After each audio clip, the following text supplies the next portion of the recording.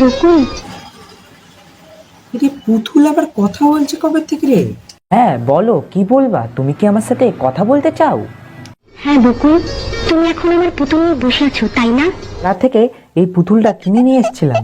তুমি কিভাবে জানলে আমি এই পুতুলটা নিয়েই বসে রয়েছি? তুমি এখন যা কিছু করো, আমি যেখানেই থাকি না কেন সব জানতে পারি। পুতুল শোনো শোনো, তোমার জন্য আমার এই মনে কি ব্যথা করছে, তুমি কি টের পাচ্ছ? কিছু কি বুঝতে পারছো? আমি এই উল্টো পাল্টা কথা শুনে আমার মনে খুব ব্যথা করছে, বুঝতে পারছো?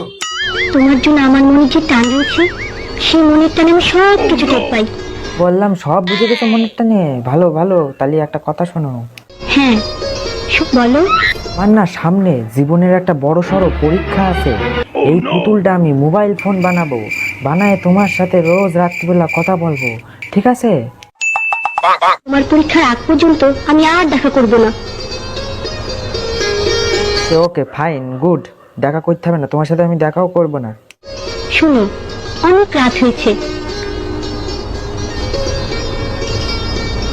এখন তুমি ঘুমাও।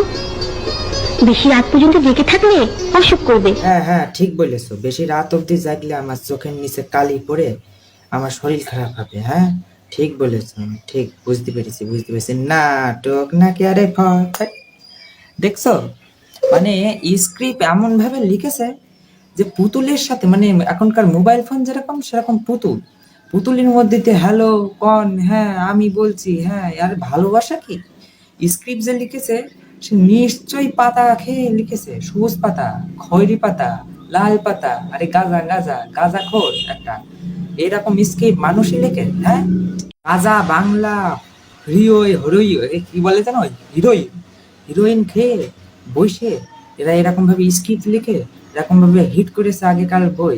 আমি তো দেখে আমার মাথা খারাপ হয়ে গেছে, এ কি দেখাচ্ছে রে, এ তো আমার জীবন টিবন সব নষ্ট হয়ে যাবে এসব বই টই দেখলে। হ্যাঁ ভিডিওটা এই পর্যন্তই, যদি ভালো লেগে থাকে তাহলে সাবস্ক্রাইব করে দিও। আজকের জন্য টাটা।